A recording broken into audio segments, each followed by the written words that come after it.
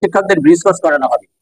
কাদের করানো হবে bridge course, কবে রেজিস্ট্রেশন করতে হবে, এই সমস্ত গুরুত্বপূর্ণ খবর জানবার জন্য অবশ্যই আমার এখন সকাল চ্যানেলটি সাবস্ক্রাইব করবেন।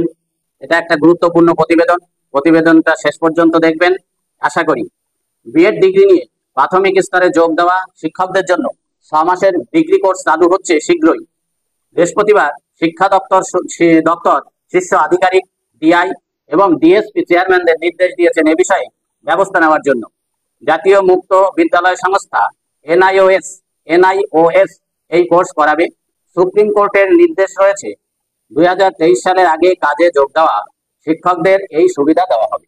সেই হিসাবে 2021-22 সালে রাজ্যে শিক্ষকতায় যোগ দেওয়া প্রায় 7,000 শিক্ষক এই তালিকায় পড়বেন। এনআইওএস এর মুখপাত্র অবিনাশ ত্রিপাঠী জানান, জুলাই বা আগস্ট থেকেই রেজিস্ট্রেশনের শুরুর পরিকল্পনা রয়েছে তাদের।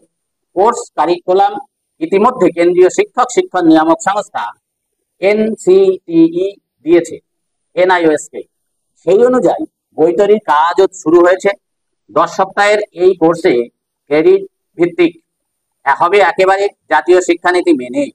নির্দিষ্ট ক্রেডিট অর্জন করলেই মিলবে শংসাপত্র।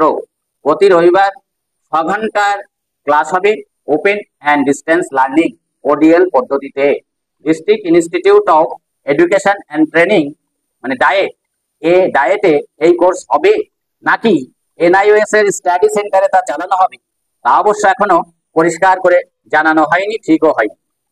কিন্তু একটা গুরুত্বপূর্ণ খবর আপনাদের দেওয়ার জন্য আছি, সেটা হলো এই যে আদালতের নির্দেশে এই কোর্সে উত্তীর্ণ হওয়ার জন্য একবারই সুযোগ পাবেন শিক্ষকরা।